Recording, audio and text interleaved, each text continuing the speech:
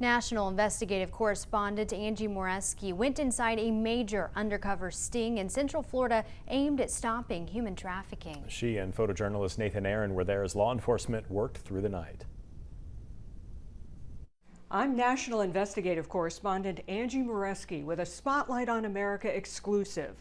We're here at a hotel room in Central Florida embedded with law enforcement for a massive undercover operation to fight human trafficking.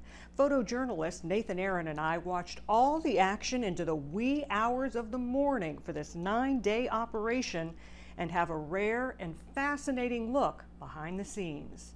Can you show yourself? This exclusive surveillance video shows an undercover detective posing as a customer with a suspected prostitute who just arrived at his hotel room. Oh. Hidden cameras capture it all as a Polk County Sheriff's supervisor watches every move from another room across the hall, signaling to the takedown team ready and waiting to go in for the arrest. I knew it. The suspect is bound with zip ties and quickly taken to another room to be processed, where we talked with her.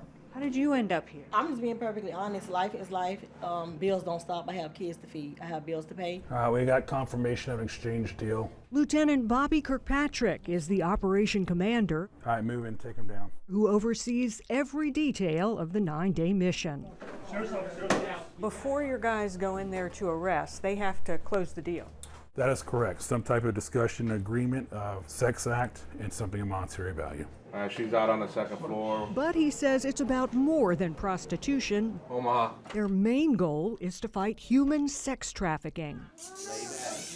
How big of a problem is human trafficking? It's a huge problem.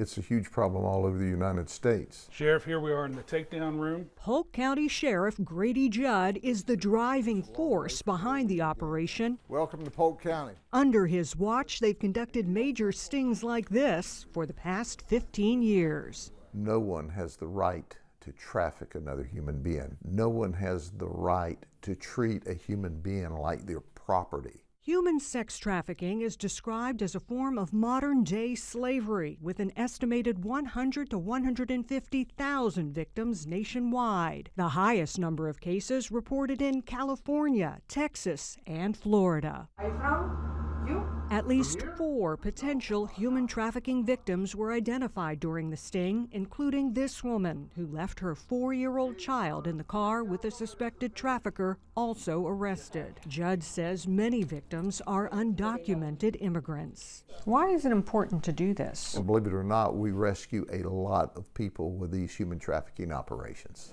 He's on the second floor now walking. We've been here for about an hour now on day 6 of the sting. We've already seen 3 takedowns, and they're teeing up for yet another one.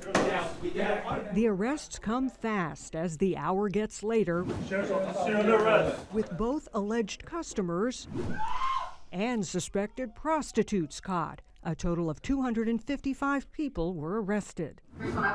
Among the most notable arrested, this former NFL player with Carolina and Tampa Bay, Adarius Taylor, who officials say left his 6-year-old autistic son in the car. Nothing to say? He buried his head when we tried to talk with him. Very cute. Where are you from? An Orlando doctor who playfully chatted, There you go. quickly handing over his money. And perhaps most shocking, Regional Director for the American Red Cross, Eric Corliss, charged not only with soliciting a prostitute, but also child sex crime-related offenses. All right, let's go. All of the suspects were taken down a back stairwell to avoid detection It's the last one. and shuttled off to jail. Their potential punishment ranges from 60 days in jail and fines for the prostitution to up to life in prison for the worst of the suspected predators. For Spotlight on America, I'm Angie Moreschi.